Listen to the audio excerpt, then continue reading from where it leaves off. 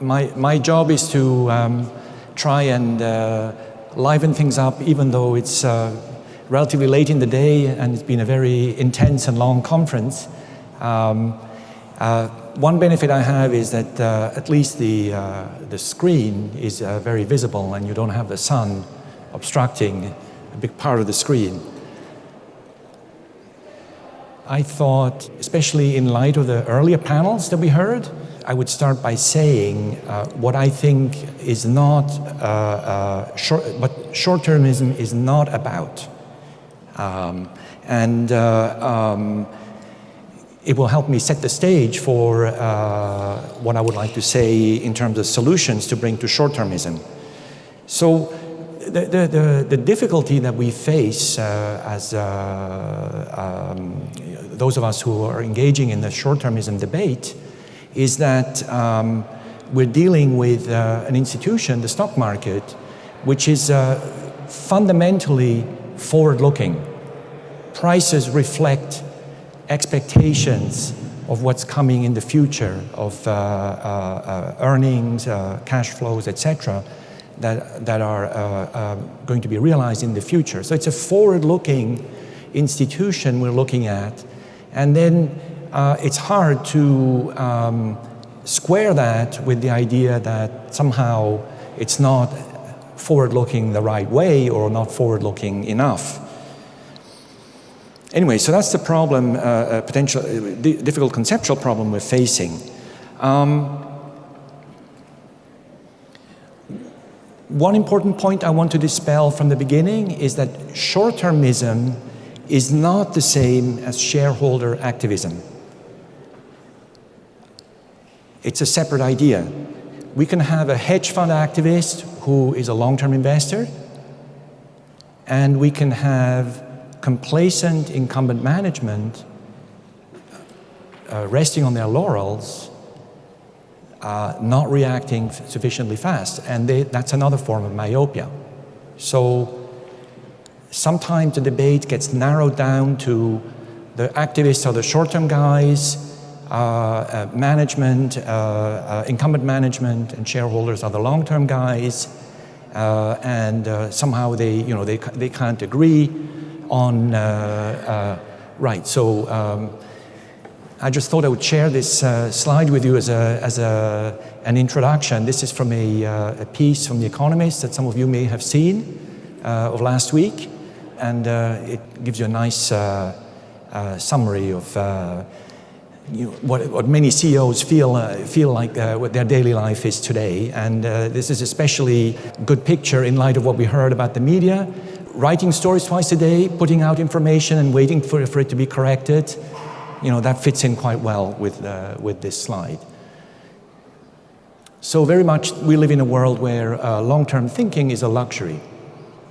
So as I was beginning to discuss, short-termism is not the same as shareholder activism, and short-termism is not synonymous with stock repurchases. That's another idea that we hear a lot. You can be a long-term investor. You can manage your firm to generate long-term value, and that may involve stock repurchases. More to the point, we now live in a world where short-termism takes the form of excessive shareholder turnover. And you can see here this plot, which gives you the average holding period of stocks, NYSE, from the 1960s to 2005. This plot predates the advent of high-frequency trading. And it's not just a US phenomenon, it's also a UK phenomenon and basically a global phenomenon. You see this shortening of holding periods, a lot of turnover, and that's one way in which short-termist pressures have increased. So the difficulty for companies is how do you rebuild a long-term shareholder base? I'm going to give you a few quotes. First quote from Chancellor Leo Strine It's zherzhen to demand that CEOs and boards manage for the long term when the stockholders who can replace them buy and sell based on short-term price movements. That's the first point I wanted to bring to the table. John Bogle has been advocating for a long time that we need to enhance the role of investors and diminish the role of speculators, and he's been advocating for granting higher dividends to long-term investors, and he's also been advocating for intervention in the form of capital gains taxes, which are decreasing in the holding period of the stock. Here's another important take on this question. Justice Jack Jacobs. Today, institutional investors control nearly 70% of the stock. We've heard about that earlier today. You'd think that institutional investors are, in a way, buy and hold investors. How do you square that with the evidence I've shown you earlier? Well, those institutional investors are managed by persons or firms whose compensation depends on generating short-term returns. And to give you a sense of the challenge for institutional investors, here, BlackRock, the largest asset manager in the world, BlackRock has large equity stakes in most corporations. BlackRock has 20 specialists. This is a somewhat old article. It's the only information I could, from the New York Times, I could find. But BlackRock has 20 specialists that deal with corporate governance of the portfolio managed by BlackRock. And these 20 people in 2012 have voted close to 130,000 proposals, and that were put forward at nearly 15,000 board meetings. There's no way 20 people can do this, can engage in a deep way with companies when you have so many proposals to deal with over a short time period. Another insightful finding by a recent study, which tells you how average stock holdings differ across investors, in particular here, institutional investors. And what you see here is that over the period 85 to 2010, Berkshire Hathaway had an average holding period of stocks which went from 2.5 years to 4.5 years. But definitely Berkshire Hathaway lies above everyone else. And who's everyone else here? You have Fidelity, which had an average holding period less than 2 years, and the pension funds of Ohio and the endowment of University of Chicago. These are long-term investors that are actually holding stock at a lower horizon than Berkshire Hathaway. Now, why is the 2-year horizon important? Here's a study, a very influential study by McKinsey, and here I'm quoting Dominic Barton as he commented on the McKinsey study.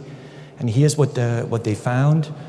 When McKinsey's finance experts deconstruct the value expectations embedded in share prices, we typically find that 70 to 90% of a company's value is related to cash flows expected 3 or more years out. He also emphasizes the fact that if you compare how engaged directors are in privately held companies versus public companies, you see much deeper engagement, and this will speak to some of the points that were raised this morning on the panel. It takes time as a director to really become familiar with the company you're directing and manage it with adequate information. And then in this context, here you have the finding of the McKinsey study. They found that 79% of respondents felt pressured to demonstrate financial performance over a period of just 2 years or less.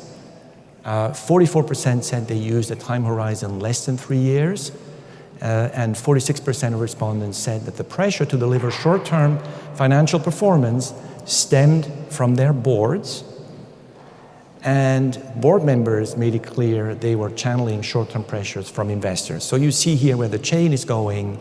If you have very short-term oriented investors, it's going to filter through the entire company, through the board of directors, through the CEO, and this is despite the fact that over this period, what we've seen is a lengthening of vesting periods for CEO compensation. I thought I'd bring in a Silicon Valley perspective on short-termism. This is Elon Musk speaking about SpaceX, and here's what he said in a couple of tweets. No near-term plans to IPO SpaceX, only possible in very long term when Mars Colonial Transporter is flying regularly. And for those of you who followed the news recently, Jeff Bezos, his company, Blue Origin, managed to land, his direct competitor with SpaceX, managed to land a rocket on its feet. I just checked before coming here, Blue Origin is a privately held company. I don't think Jeff Bezos has any plans to bring that company to the market. So the point is, there is a lot of evidence out there of short-termist pressures of public markets, and I'm here to propose a new idea. Actually, it's not so new. It's been already out for a few years, and that's the idea of loyalty shares. And I thought I would just quickly describe the main idea and not go into too much detail about this, about the design specifics. I think this is not the right time. And then maybe just conclude. So here's the basic idea. So you have a loyalty period. That's basically a period of, that a stock needs to be held to be considered a loyal shareholder. And then you grant shareholders loyalty warrants, which they can exercise after the loyalty period, and then you can have a loyalty exercise period following the loyalty period. And the big point is that if you're a buy and hold investor for 3 years, you get the warrant. If you're not a buy and hold investor, you don't get the warrant. And however, whether you're going to get the warrant or not is purely driven by investor behavior.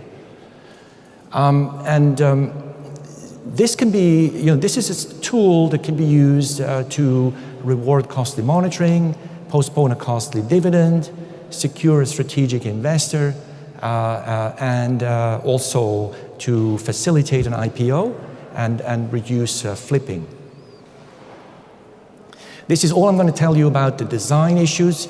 I could go on forever, but what I want to point out is that loyalty shares, there's really just 2 points I want to point out here.